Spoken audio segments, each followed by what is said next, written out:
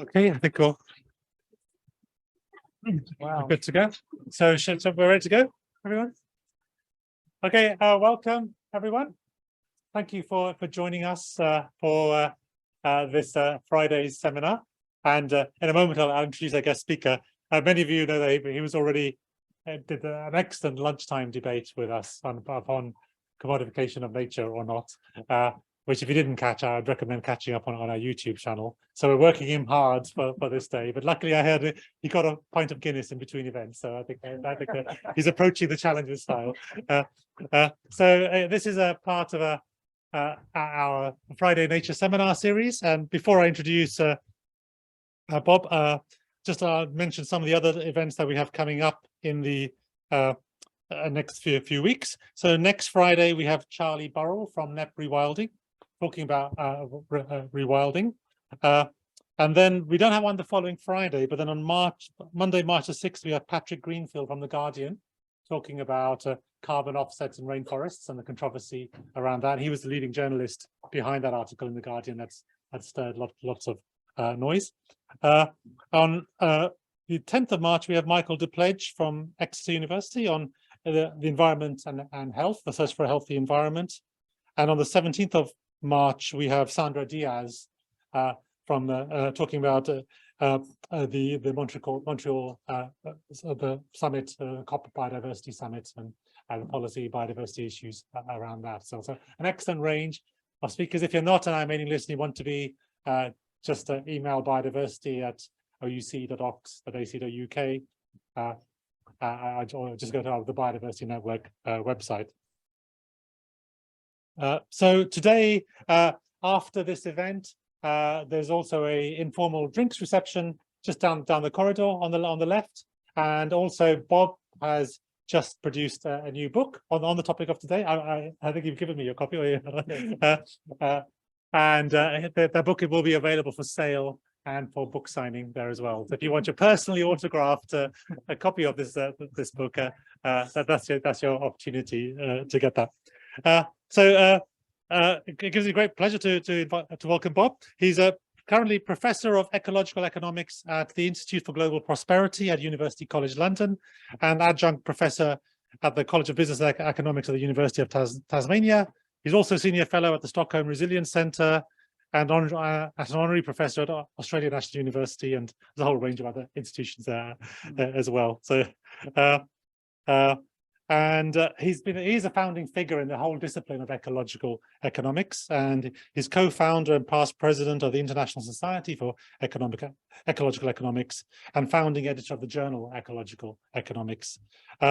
He's also founding editor-in-chief of Solutions and editor-chief of the Anthropocene Review, and has had a huge amount of output and influence in shaping the debate around the economics of nature and how we appropriately value nature and shape a more sustainable pathway for the future. And his new book certainly takes that to the next level. He said you described this as your COVID project. It's his work on this as well. So this is one of the positive outcomes of the challenging last few years that we've had. So thank you for joining us, Bob, and over to you.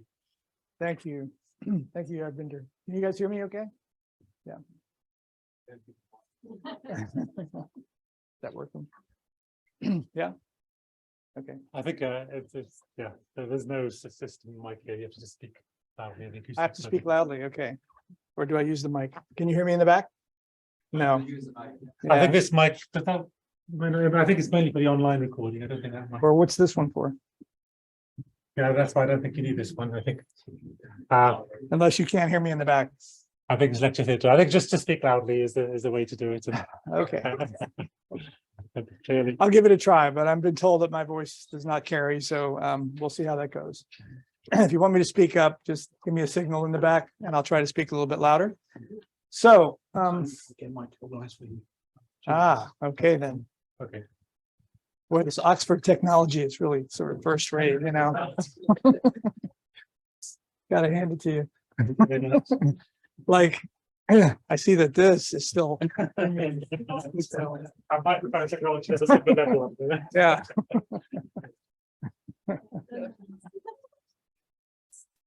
You have some chalk for the black?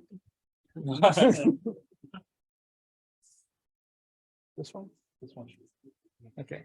So this one is for the online people? This for this room only.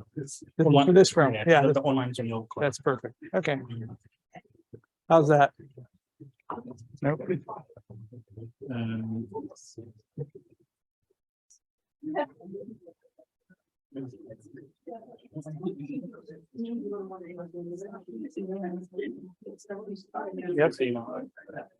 Yeah. Can you hear me now? In the back? Nope. Nope. No, Good. I'm not getting anything. All right, I'll try to shout.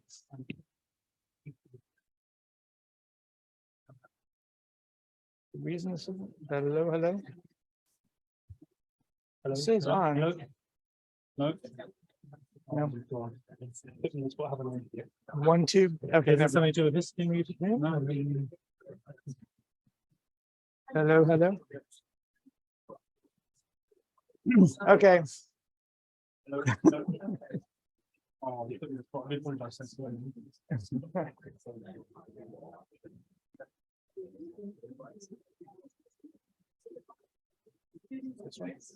Hello, hello.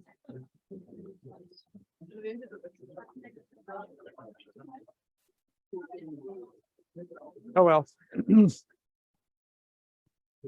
We will carry on. Never mind. We'll go with the old school. We'll keep working on that. So the thesis here is that, and the question here is, we've known about the problems that we're facing as a society and the crises that we're facing these days. We've known about them for decades. The question is, why have we not solved the problems? And one way of looking at it is that we're addicted to the current system. We're locked in, and changing that system, which is, I think, what needs to happen in order for us to solve these problems, to create a sustainable well-being future, is going to take a bit more, or a different approach than simply pointing out the problems. It's going to take some sort of therapy. Let's see. So where are we? We know that we're no longer in an empty world. We're in the Anthropocene epoch. And I'm sure you've all heard that term before. And it means that, the influence of humans on the planet and the life support system is so large that we have to take that interaction much more forcefully, much more directly into account. We can't ignore the relationships with the rest of nature, with the rest of the world. I think it also means that business as usual is no longer an option. A lot of our policies and ideas and visions about how the world works and the kind of world we want to create were created in this empty world context, assuming that we had an infinite supply of natural resources, essentially. Well, we don't. We live on a finite planet. And in order to create this sustainable and desirable Anthropocene, which I think we should be trying to do, we need to think and act differently.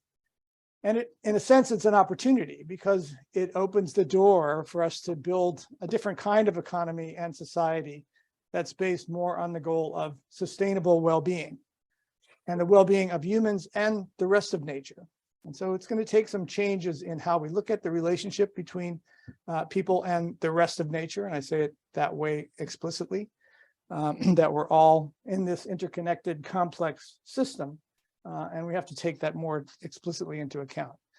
So to create sustainable well-being, I think we need to integrate these three elements of, first of all, having an adequate vision of the way the world works, our scientific understanding of this complex interdependent system of humans and the rest of nature. And I think we're making a lot of progress on that, in Earth system science, understanding how the climate works, but also understanding human psychology.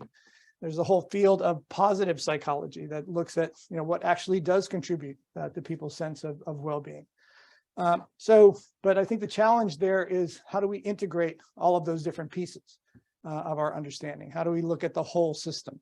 That's partly what ecological economics is trying to do, but I think there's lots of other initiatives that are also headed toward building that more integrated understanding. But we also need an adequate vision of how we would like the world to be. what are our goals for the future? What are we trying to create? And I think that's an important element in the therapy, as I'll talk about.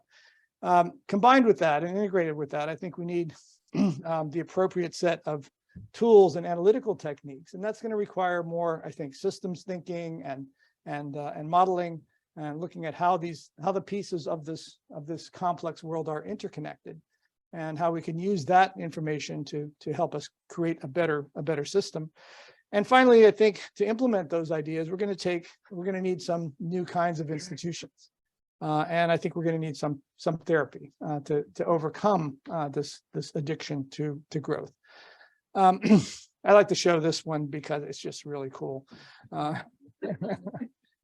And just to indicate, how much we do understand about how this planet functions. This is net primary production over a yearly cycle, but just to think of the world as a living system, and we're able to, by accumulating all of this data and representing it and modeling it, we can begin to understand some of the complexities in how the world functions. So we also know that the world is a complex, nonlinear, adaptive system. There are thresholds, there are tipping points, there are surprises. This is from a recent paper by Tim Lenton and others, looking at some of the potential tipping points in the climate system. You've probably seen some version of this, that include things that have to do with melting of the ice sheets, changing of ocean circulation, loss of biomes. Any one of these could cause a really rapid shift in the climate system. So to take that into account, there's been some work on this idea of planetary boundaries. You've probably seen some version of this idea floating around as well, I'm sure. This is a more recent one. Oh, and by the way, I forgot to mention at the beginning that I wanted to dedicate this talk to my colleague and friend, Will Steffen, who recently and unexpectedly passed away, and also to my colleague and friend Herman Daly, and who also passed away recently. And both of them have been very influential on all of this work that I'll be presenting.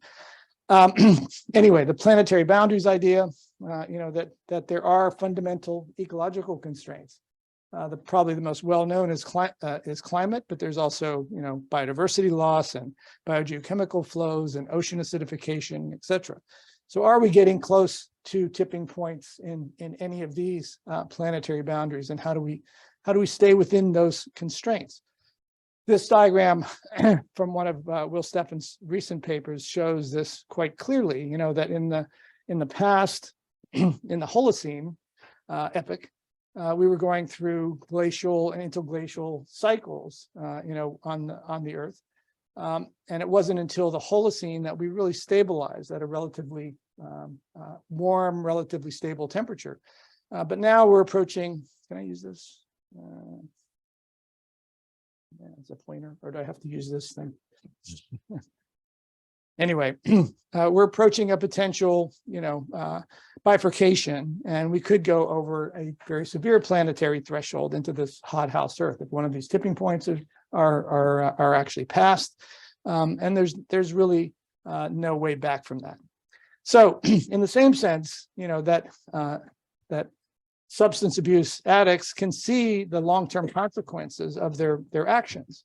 We can see where things are headed for the planet, both in terms of climate, but in terms of many other potential crises. But how do we get off of that roller coaster? We know these inconvenient truths, but that's not the movie that a lot of people are still lining up to go see. It's easier to keep doing what we're doing, not worry too much about what happens in the ever increasingly close future. So how do we overcome that? Well, I think what we need is a third movie. We need a new vision, a new narrative. We need to show what a sustainable and desirable economy and society in the rest of nature can look like, and why that's a better world for everyone involved, including the rest of nature, but including us. And I think that's going to require changing our vision a bit about what the economy is, how it interacts with society and the rest of nature, recognizing the embeddedness of the economy in society and the rest of nature. These are not separate things. And I think this is a core change in vision of the ecological economics and other initiatives like that, to recognize that whole systems perspective. So, and we heard from Kate Rayworth was the moderator of our debate earlier, and her famous safe and just donut. So we need to stay within those planetary boundaries, but we also need to create the elements of well-being and quality of life, to support a just and safe future. So that's the kind of world that we're trying to create. How do we get that vision across to a much larger community? As I said, ecological economics is similar in that regard. It has 3 integrated questions or goals that, first of all, we need to stay within planetary boundaries. We need an ecologically sustainable scale. We need a fair distribution of wealth and resources, both within the current generation of humans, but also between current and future generations, and between humans and other species.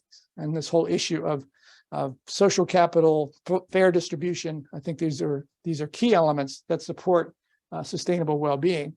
And finally, we need an economically efficient allocation of resources, and the market only goes so far. There are many resources that are not part of the market and shouldn't be, and they need to be included in our allocation systems.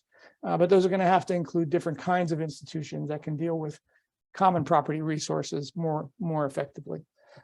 So, and this is not the only terminology, I think, that's been used for some of these same ideas. The well-being economy, the circular bioeconomy, the regenerative economy, even ecological civilization, the donut economy, steady state economy. So there's several different terms, I think, that have been used, but I think they all overlap quite a bit in terms of their basic ideas. But let's step back a little bit and look at what is the empty world vision. What is the vision that's still driving a lot of the policy decisions that we're seeing in many countries still? And it looks something like this in cartoon form, that you have land, labor, and capital, these primary factors of production that are producing marketed goods and services, rival and excludable goods and services measured by GDP, which are then either consumed or reinvested to make more capital so you can produce and consume more things in the next time period. Land is kind of grayed out here to represent the fact that it's sort of there's an assumption of almost perfect substitutability between land and other capitals. So you don't really need land or natural resources. You just need more capital and labor. Best of its private property, because that's what these sorts of goods and services are most amenable to, and that consumption is the main source of our utility and welfare. So the basic premises are, more is always better, all else being equal. GDP is a good proxy for well-being or welfare. This economy can grow forever. There's not scale, and planetary boundaries are not an issue. You don't see any limits on this system. Poverty can best be solved with more growth. Let's just make the pie bigger, and then we can distribute that later. A rising tide lifts all boats. When in fact that rising tide in the past has only lifted the yachts, and only the really big yachts, as a matter of fact. And that nature's a sideshow and private property is always best.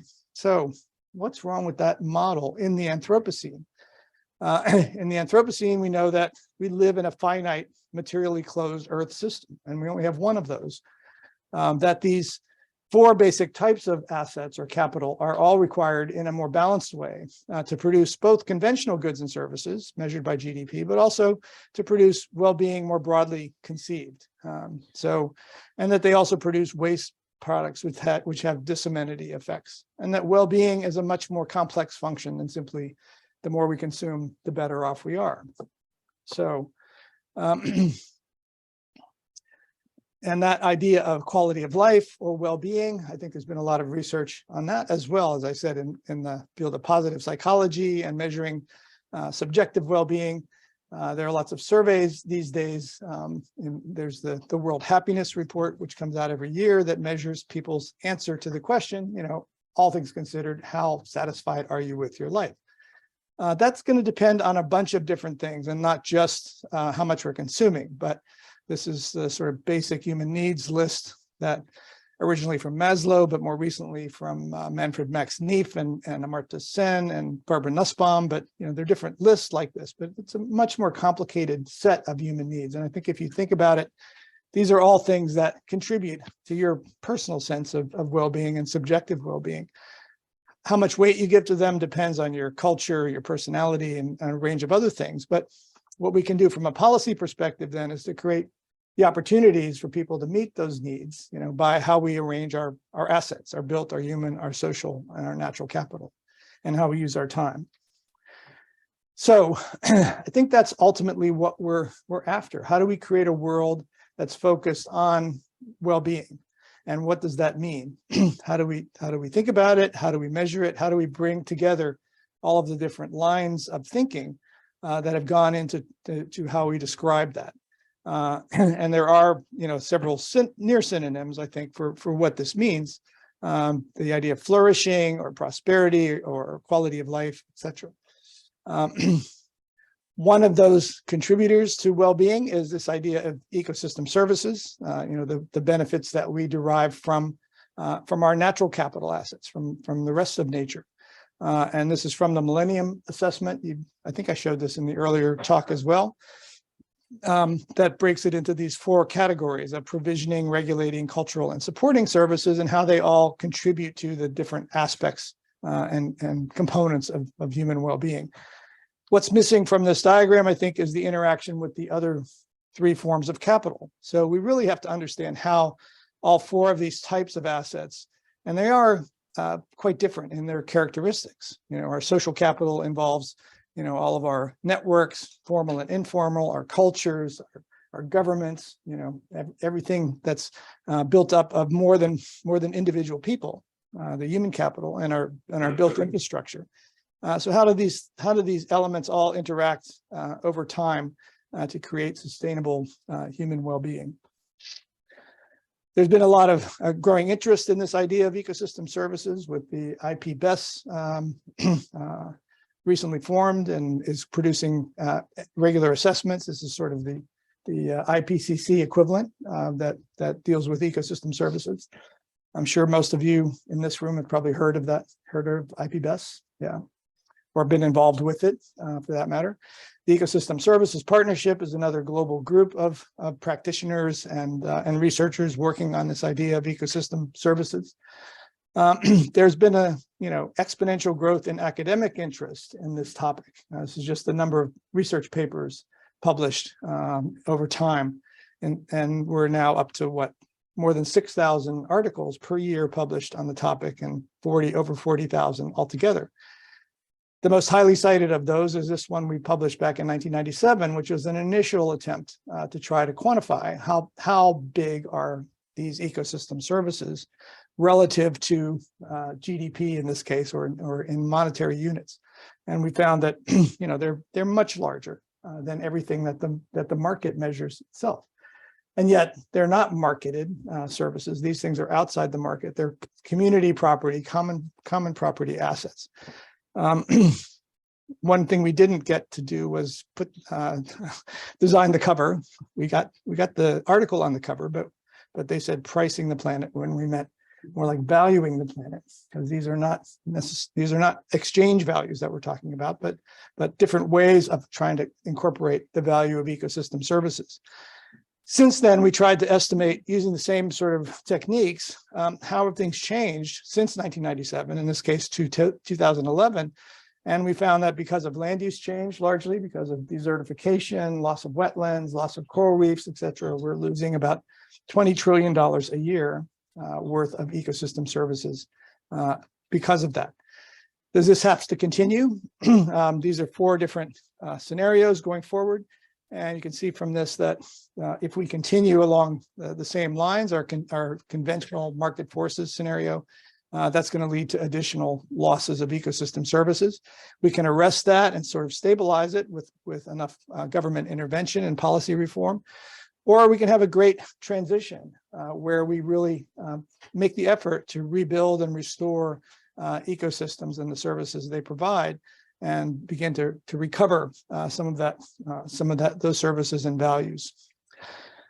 I put this up because this is not just a quantitative exercise.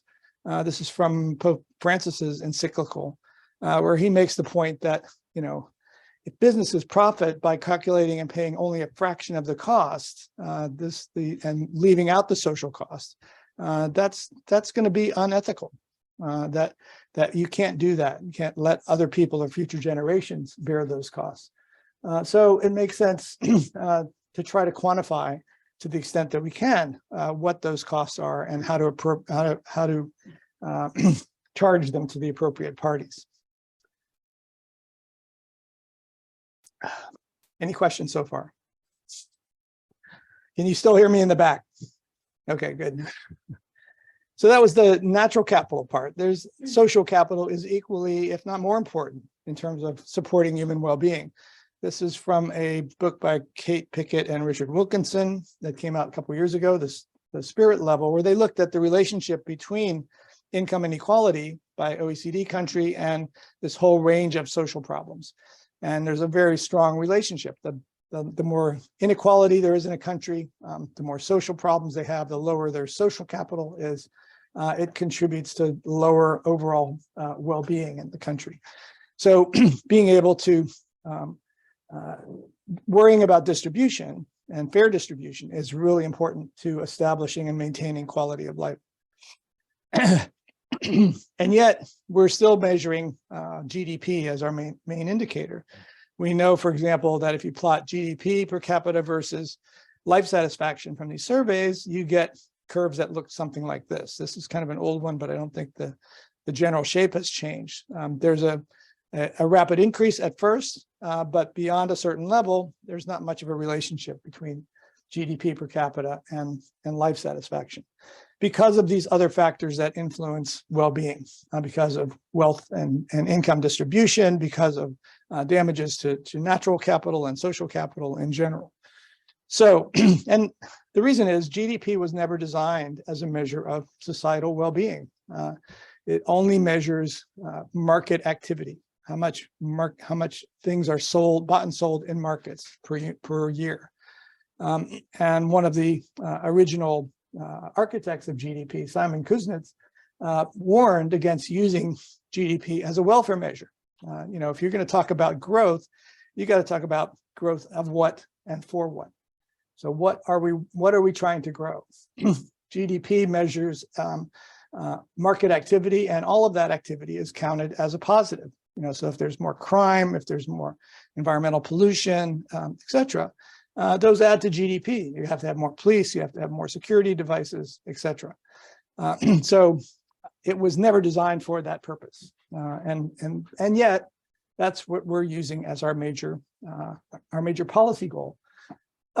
This was sort of agreed to at the Bretton Woods Conference in 1944, right after, toward the end of World War II, where the Allies all came together and created the IMF and the World Bank, and GDP had just recently been created by Simon Kuznets and others. So it doesn't go back all that far. This is something that's just a product of the Depression and World War II.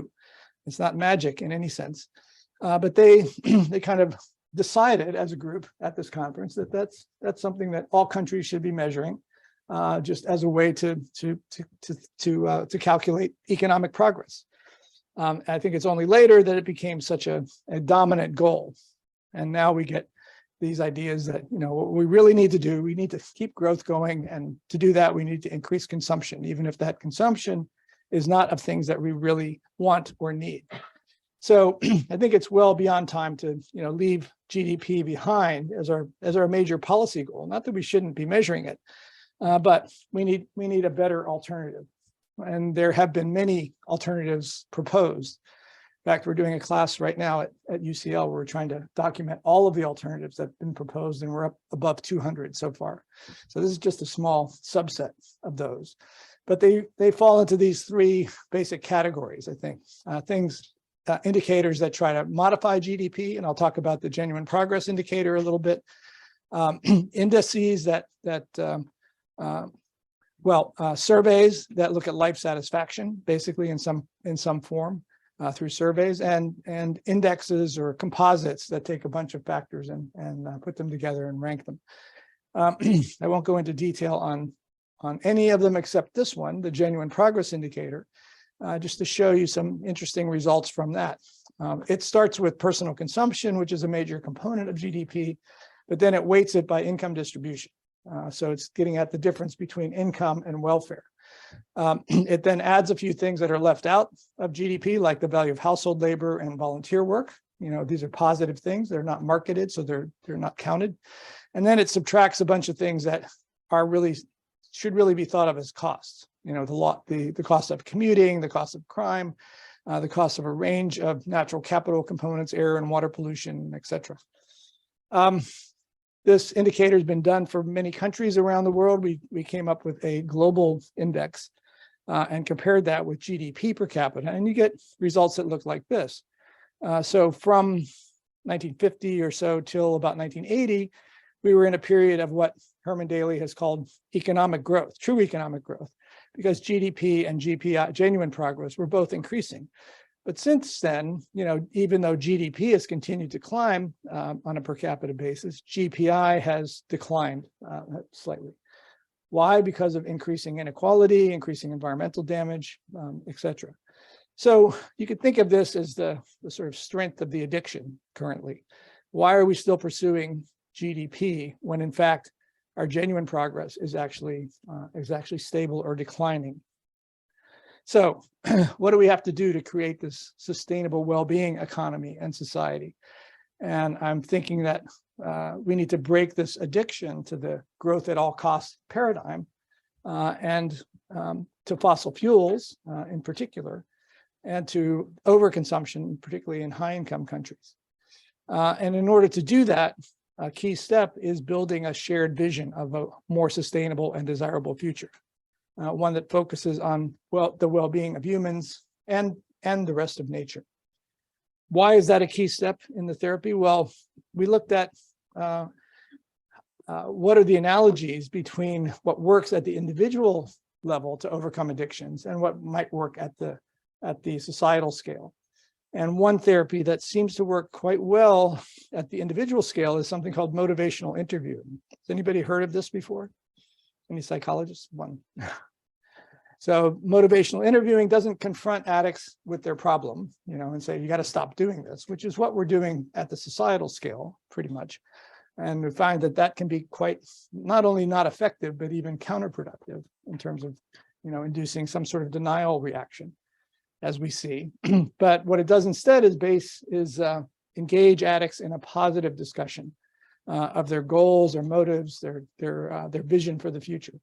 What do you want to do with your life? And establish that first, and then use that to help motivate the kinds of difficult changes that are going to be required in order to get there. The same process, I think, works quite well in businesses. Sometimes, actually establishing shared goals for a business can really help to motivate the changes that need to happen to get there. So it's not that unusual of a process, but the question is, how do we employ that really at the societal scale? There have been a couple of interesting examples, and in the book, I talk a little bit about the example about the Swedish labor market, where they, in the late 1800s and early 1900s, they were having strikes and labor disputes, and the sort of whole cycle went over and over, and they finally came together and decided on establish some shared goals and said, no, this is really not working for us. What we really want is a much more stable system, where we can negotiate things as we go along. And they established these labor accords, which have been in effect since then, and have made the Swedish labor market quite an effective system. And there are some other historical examples, but they have to do with how do you establish those shared goals, even after there's been a period of conflict going forward. Well, we have been doing that. There has been some progress on that front, I think. And the UN Sustainable Development Goals, which I'm sure you all have heard of by now. Is that true? Is there anybody here who hasn't ever heard of the Sustainable Development Goals? In this room, I'd be very surprised. But think about how many people in the world have ever heard of the Sustainable Development Goals. Is it 2%, 10%? I don't think it would be a very high percentage, although I'd like to do that and see the results of that kind of survey. So people don't realize, like we do in the academic and the policy community, that there are a set of established and agreed global goals that include much more than simply economic growth, that have no poverty, no hunger, quality education, all of the things that we've been talking about that contribute to well-being, including urgent action on climate, managing ecosystem services, peace and justice, etc. So there is some progress that we can build on, I think. We need to recognize that those goals are not 17 independent goals, that they're all interconnected. They all have their synergies and trade-offs among them. They contribute to the sub-goals that I mentioned of sustainable scale, fair distribution, and efficient allocation in different ways, and that these contribute to this overarching goal of a well-being, sustainable well-being future in different ways as well, that are going to vary, depending on the context and the situation in countries. But understanding those complex relationships, I think, is something we need to work on. And we need to expand that discussion, I think, much more broadly. In this recent book, we asked a group of thought leaders to tell us what they thought a sustainable and desirable future would look like. Can you describe that future in a way that is engaging and compelling enough, for people to understand and get on board with? There's been a lot of work in this area of scenario planning as well. What are the possible futures going forward, the plausible futures, and of these, which ones do we really want to achieve? So thinking about, and this is from the Great Transition Initiative scenarios, they have the sort of typical market forces scenario, a policy reform scenario, a great transition scenario, and a sort of collapse fortress world scenario. And I think the SDGs, very much fit into that great transition scenario space, where we focus much more on community and well-being rather than simply GDP growth and at the individual or community scale. But the challenge is, how do you communicate those futures to a broad audience and engage them in a discussion of the kind of world that we want? How do we build the shared vision of this world? Is it enough to show pictures of what that world would look like? Could we do something a little more engaging, some short videos or graphics? So I'm not sure if there are any people from the film community here, but how do we begin to build descriptions of a positive future that can begin to engage people? Because I think the characteristics of this positive future are ones that are fairly broadly shared. They're just not recognized for that. We tried in Australia to do a public opinion survey. We got 2,000 representative individuals to read about these 4 alternative futures for Australia. We changed the terminology a bit just to avoid sounding too value-laden, but they're basically the same scenarios as the Great Transition ones, community well-being instead of the Great Transition, for example. And the results we got there when we asked people to rank those scenarios were that, the vast majority liked or ranked the well-being, the community well-being scenario, either first or second in their rankings. Not everyone. And this was a sort of one-off survey online. So people didn't have an opportunity to talk with each other about what kind of future they wanted. They were just taking an online survey. So I think it needs to go a bit further than that. And we're working on trying to do, more elaborate kinds of engagements with people to say what kind of future that they want. So I think that's a big part of the therapy, how to build that shared vision, and that can help motivate the kind of changes that we need. And those changes are going to include, I think, some changes to property rights and how we manage common assets. And so we've been working on this idea of common asset trusts as an institutional mechanism for managing and stewarding these kinds of resources. This is based on the work of Elinor Ostrom, who studied and got first woman to get the Nobel Prize in economics for her work on how to manage the commons and how people have effectively managed the commons in various situations around the world, and what kind of design principles flow from that study. So she came up with a list of clear design principles that are needed when you're building these kinds of institutions. You have to have clearly defined boundaries. Otherwise, it's an open access resource. It's going to be exploited or overexploited. But those property boundaries don't have to be private property boundaries. They can be community property boundaries. And that community has to participate in creating, defining the rules and to govern the system and enforcing those rules. And it has to be in a polycentric sort of format where it can be engaged with other levels of governance that are involved. So, for example, we've recommended or proposed that what we could do is think of the atmosphere as a common property resource.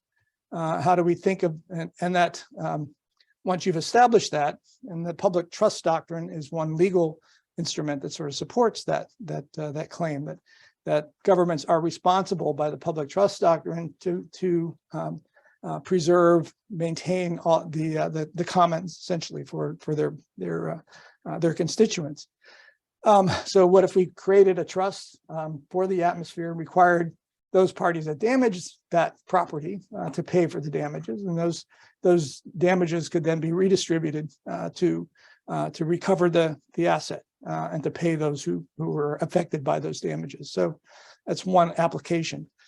Ultimately, I think it's going to take a movement to make any of this happen.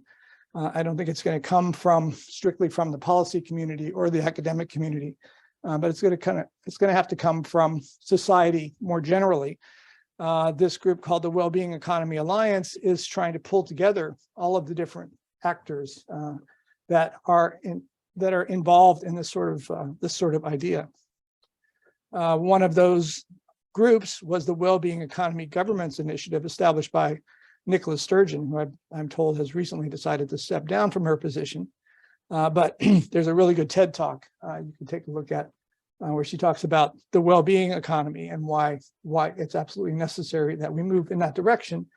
And there's a group of vanguard governments that have been moving in that direction. So there's some things happening. Certainly, New Zealand was one of the first, to create a well-being budget and to think about the need for societal well-being as being the main policy goal. Iceland has also moved in that direction, along with Finland. And if you want to learn more about We All and join this movement, take a look at their website, the Wellbeing Economy Alliance. There's also the Club of Rome, of which I'm a member, that's produced this document recently.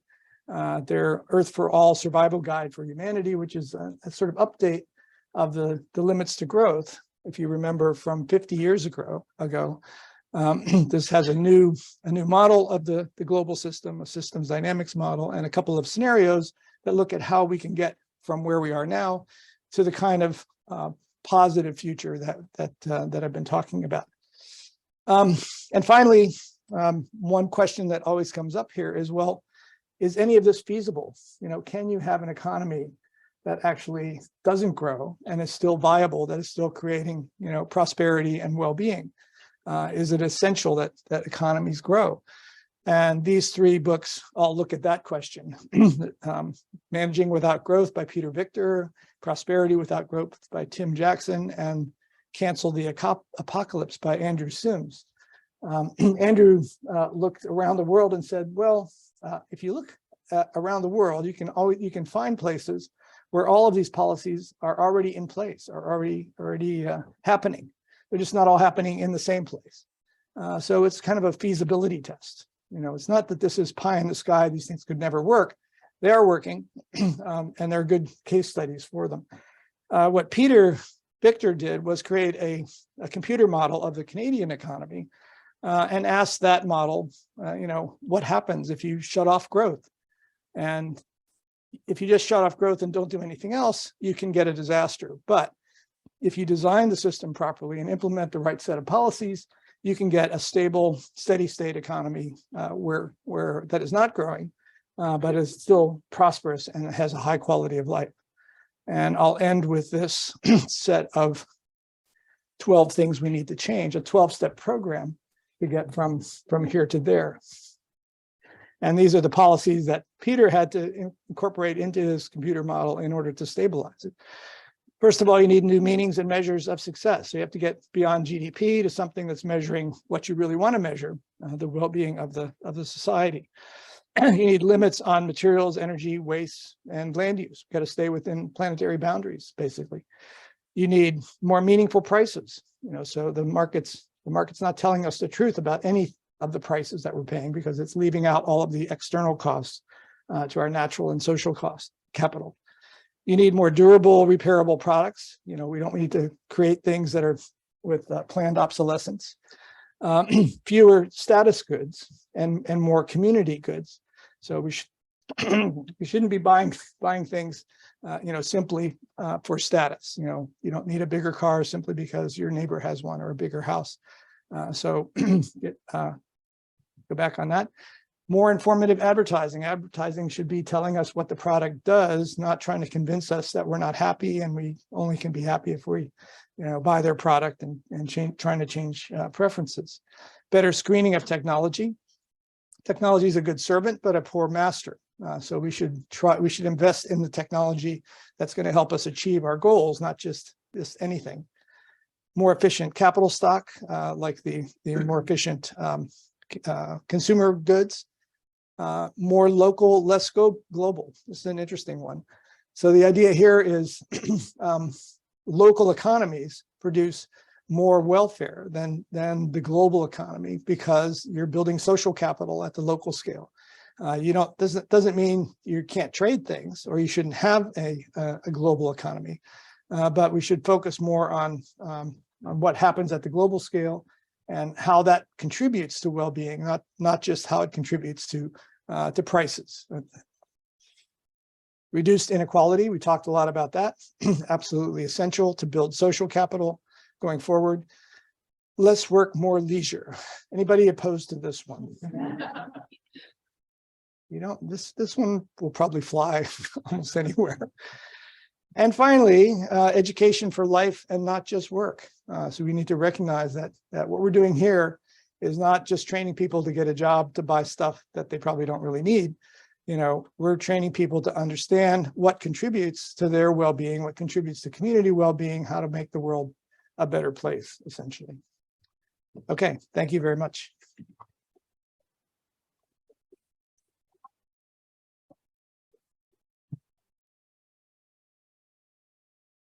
Well, thank you, Bob.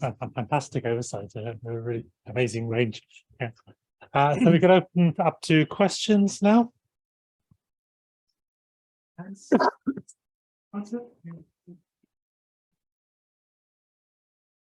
Hi, thank you for the talk. It was really interesting. You mentioned the importance of local, to some extent over the global, or at least focusing on the local rather than just the global, but the kind of initiatives that at least some of the initiatives that you presented were, leaders of nations coming together to suggest.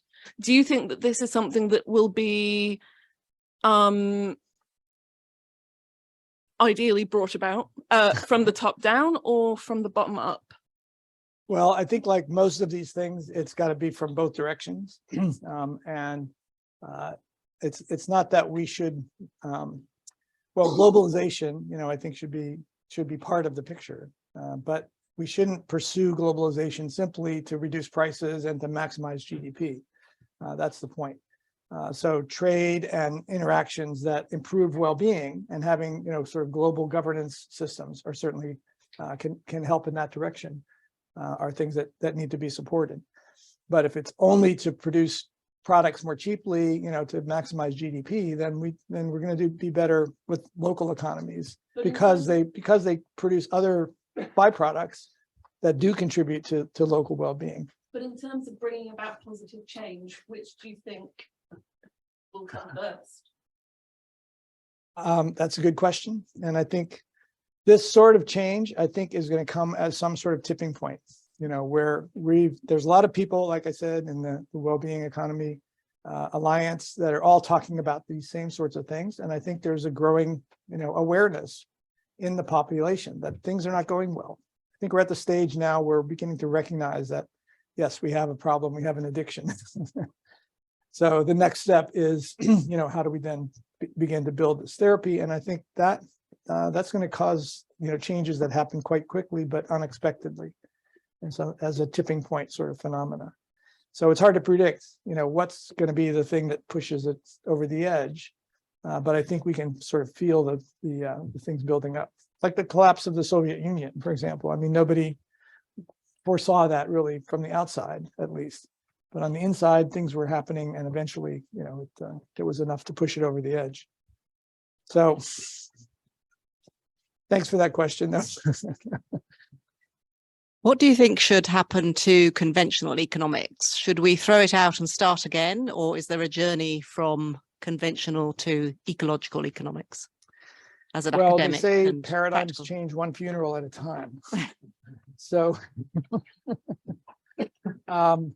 and I think that's part of the problem with addiction, because I think we get locked into our sort of academic, homes, and I think many economists have spent so much time and effort, invested in that particular way of looking at things and that particular model, that it's going to be difficult to change. They can have, some of them can have epiphanies, and that would be great, but it is hard. And I think maybe the same sort of therapy might apply. How do you show them a better way? How do you show them a world where they can contribute something positive, but not using the same sort of models and background as they have been? And one way we've thought about doing that is, well, if you get diverse groups together in these sort of synthesis workshops and say, we have a problem to solve together. You bring the economists in, you bring the other stakeholders in. They can play a role in a creative role in trying to find real solutions. Then they're not so locked into their paradigm. They're just there as individuals who can contribute based on what they know or what they can come up with. So that would be one way, but it's going to have to get beyond the normal sort of academic approach to teaching economics classes in the old paradigm. Yes. Yeah, thank you. That was a great lecture. I guess my question is related to what was just said. So we have, little time to transition towards this, to embark on a transition towards this more sustainable future. The year often mentioned is 2030, which is just right around the corner. And so I personally certainly endorse the 12 steps, and I understand the mechanism you've just mentioned to get stakeholders together. But we know we have very powerful actors who certainly don't want to see the system change, right. At least not in the way those 12 steps outline, because what they call for is more government intervention, less emphasis on markets. So if we don't grow the economy, we need to redistribute wealth. And so I just wanted to hear a bit more about your vision for how we can achieve that beyond what you've already outlined. Is there anything else that comes to mind? Well, it seems like the fossil fuel sector is really getting in the way of progress at the moment, and have been for the last several decades. And there's a lot of new evidence coming to light about the fact that they knew about climate change, from the beginning, and have had better data probably than the academic community. And so it's very similar to the tobacco industry and their stance on tobacco. So I think we could come down on the fossil fuel sector much more than we have been, and start could sue them for damages. We could build a civil society movement, to sort of disinvest in the fossil fuel sector in various ways, public unrest, toward their products, etc. So I think if we created, more of a civil society movement against the fossil fuel sector, that might do something more quickly. And just the recognition of how much they've been subsidized and are continuing to be subsidized. I mean, that data is starting to come out, but I don't think the public has gotten the message as much as they need to. So we need, we need Greta to sort of get out there and start banging on the fossil fuel sector. If we all went, I don't know if you saw the slide about the clean the sky. Let me go back to that if I can find it.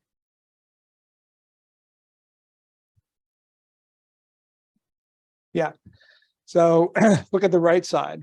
We're saying what we need is to start going to their door and saying, yeah, we're going to start charging you. Get people to go sit at the door of the fossil fuel companies and say, here's the bill. You can either pay the bill in money, or you can, invest in projects that we approve that are going to improve the situation or undo the damages that you've already done. I don't know. That's one idea. Yeah. Hi, I have a question about measurements of subjective well-being in animals. It's very interesting how these various measures has developed applied to human. Yeah. How do you think we can best measure the subjective well-being of animals, and how could that be factored in somehow into how we should design a sustainable economy? Mm-hmm. Well, I know there's a lot of people with pets, and they all are sort of keeping track of their pets' well-being quite effectively on a day-to-day basis. And I'm sure there's some research about, well, there's sort of physical health that's relatively straightforward to measure, I think, and even in domestic animals. But mental health and well-being, I guess that is an open question. But I'm sure that somebody here at Oxford could work on that. I'd also wonder whether individual animal health is the way to go, or whether it's Community health, but as people as well, ecological health, ecosystem health. I think that's a really critical point too, because when we think about community health, it's usually individual health aggregated together or averaged out or something, and that's not really it. That misses the social capital component. So how do we look at the health of the community as a community at different scales? Same for animals as well. Maybe let's take it from the camera. Oops, sorry. What do you think are is the role or limitations to international law specifically for enforcing such mechanisms like this trust, for example? Right. Well, there's the public trust doctrine that's mentioned here, which I think could be an effective addition to international law that says that, that governments are responsible for protecting the commons. And there have been some court cases. I think in the Netherlands there was one that was actually successful, where they made this point, and the court concluded, yes, the Dutch government is responsible for protecting the atmosphere. You could expand that. And in the US, there's an ongoing case called our Children's Trust, where they're trying to make the same point.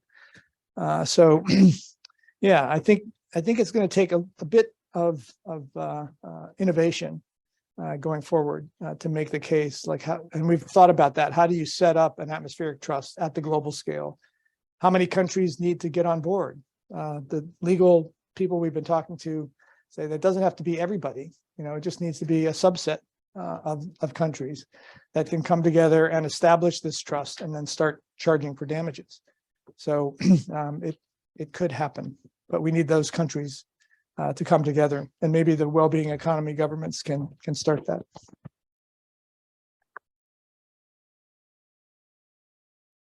I was wondering about your thoughts on the impact of AI, artificial intelligence, on economic growth. I think I've read places that this is, predicted to super accelerate growth across the globe and also accelerate inequalities. Yeah. So what are kind of your views on the impact of AI and on what you've been talking about? Well, I'll have Chat GPT write a response to you. No, that's a good question. I really don't know.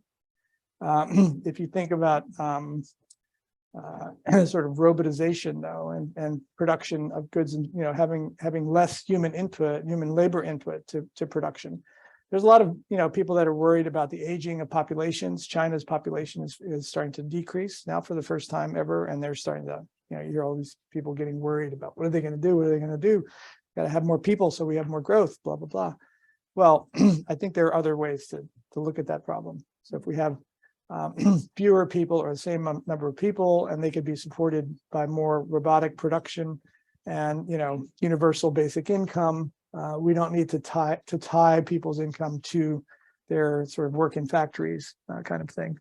And so if we had people, more free to do other kinds of things, then I think they could create a higher well-being in the community without necessarily growing, GDP, without producing more stuff. They could produce more art, more community interactions, more things that actually do contribute to well-being, but are not so production oriented. So I don't think it has to increase GDP growth necessarily. Yes. I have a question. Oh, how do you turn this on? Is it right? I've been reading about the Wellbeing of Future Generations Act for Wales that was passed in 2015, a book written by the lady who really brought it into fruition, Jane Davidson. And I wonder if it's something that we could focus on a bit more, because I love the way that it brings well-being in and discussing the well-being of future generations. As soon as you start to see things in that frame, it just changes every thought that you have, really. Yes, I think that's great. And I think that's exactly what we need to do, is start thinking about well-being, and not just current well-being, but the well-being of the future of the system. And not just us, but the whole system as well. So I think that's the essence of the therapy that I'm proposing. Okay, you're on board. And there are other initiatives like that have come about. I think people have been talking about this shift, for a while now in various pockets. And like Andrew Sims has said, these things have all been tried in different places. So it's not like we have to, recreate everything. We just need to put it all together and get our goals straight. Thank you, Bob. I enjoyed this very much. And I like the list you showed in the end.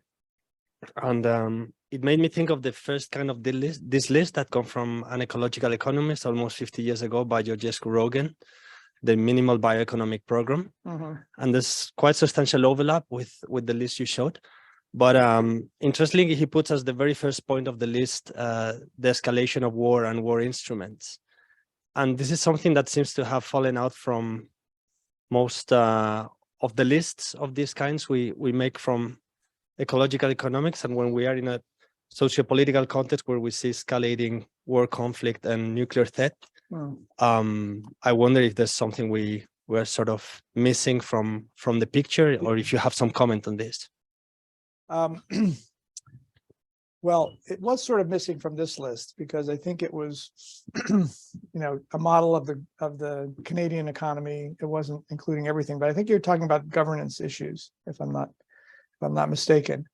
And how do we have a more sort of democratic system? And democracy is a great idea, and I think we ought to try it.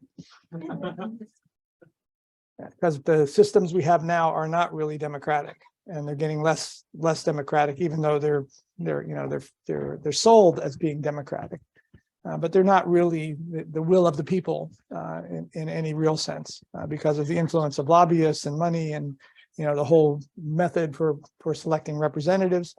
So I talk in the book a little bit about that, and the idea that we need more deliberative democracy, if you've heard that term before, where instead of electing representatives, you select representatives at random from the population and have citizen assemblies. And that way you're going to get a representative sample of the population and their different views, and they can't be influenced by lobbyists because they're just selected at random. And then how we deliberate also, I think, needs some innovation. And there's this idea of sociocracy rather than democracy. So instead of looking for consensus or having 50% rule, you say, well, how do we find the policies and decisions that everyone can be okay with, everyone can buy into, everyone can consent to? And if you can't get that, you try to look for, well, why can't you consent? Why do those individuals, why are they not able to consent? And can we change the policy to the point where they can? So it's much more of a interactive discussion kind of approach that's aimed at, getting what most of the people really want, rather than just what the 51% want, or what the 1% want these days. Just to pick up on that point, you talked a bit about much of your framing is around better democracy. Yeah, we live in a world where more than half the world's population lives under autocracy, and many of the major powers are autocratic powers. So some, interestingly, still making progress, like China and technological civilization. So how do we think in this world of various the spectrum of democratic actors, are we affected across that, rather than just say the Canadas or the New Zealands of this world? Yeah. I don't know. No, that's a great question. And how do we get some form of governance that really is going to help us achieve these goals?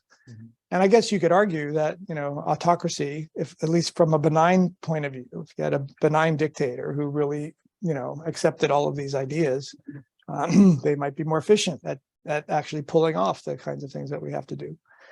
But I don't think in the end that's going to be the solution, because you really do need to have the population on board, and I think it's really the well-being of the population that you're after, not necessarily the well-being of the 1% or the autocrats that are involved. And we know that if you go too far with that, eventually there's going to be a revolution and they'll get thrown out of power. But how do we make that transition more smoothly and effectively? I'm open to suggestions.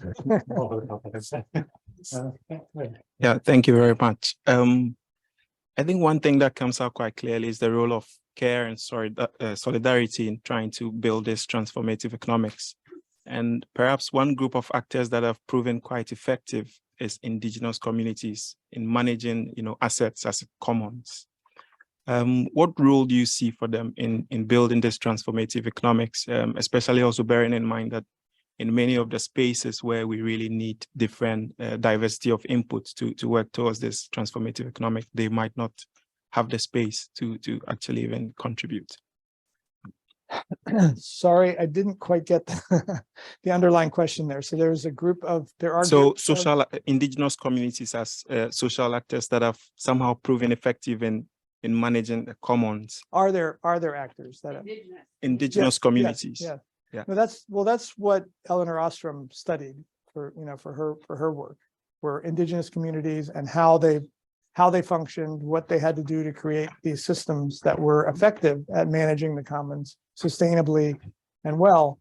So I think we can use that sort of approach and look at those communities where it has worked. Is that what you were getting at?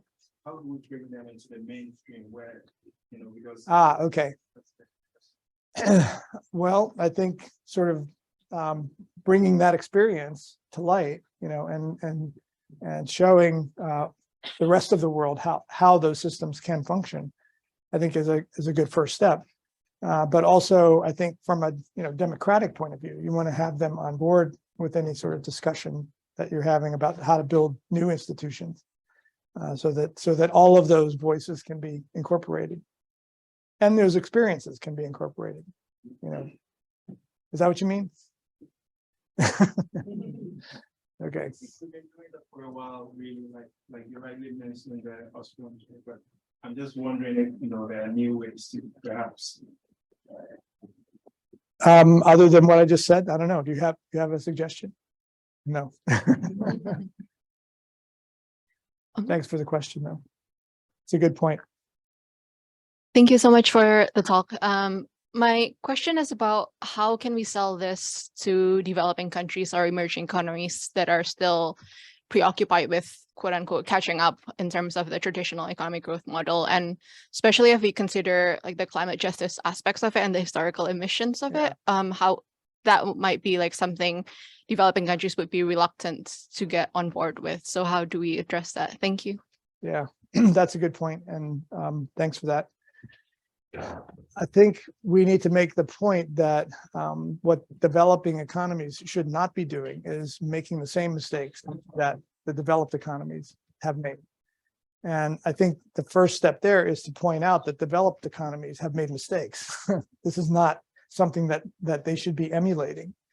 And so if they want to develop, they should develop in a different way that is focused on well-being rather than focused on growth, because we know that that strategy, that development strategy, has resulted in the problems that we're having now. So don't repeat the same mistakes. You're going to make mistakes, at least make new ones, but at least be a little more creative and say, okay, let's create an economy here that really does support well-being. And now it's going to, in many cases, it's going to require more production, more consumption, but how you distribute that production and consumption is going to have to be quite different than what normally happens. In developing countries, you get a loan from the World Bank, you build a big project, all that money goes to the 0.01% of the population, and nobody else is any better off. They're worse off, right? And they're mining, with the indigenous miners that are, and all of that product is going to, somewhere in the developed world. So yeah, it's going to take a different approach to what development really means and how those strategies can work. And I think the onus would be on both the developed and the developing countries to be more creative, about how they do that. That in the developed countries, we're probably going to need less, production and consumption.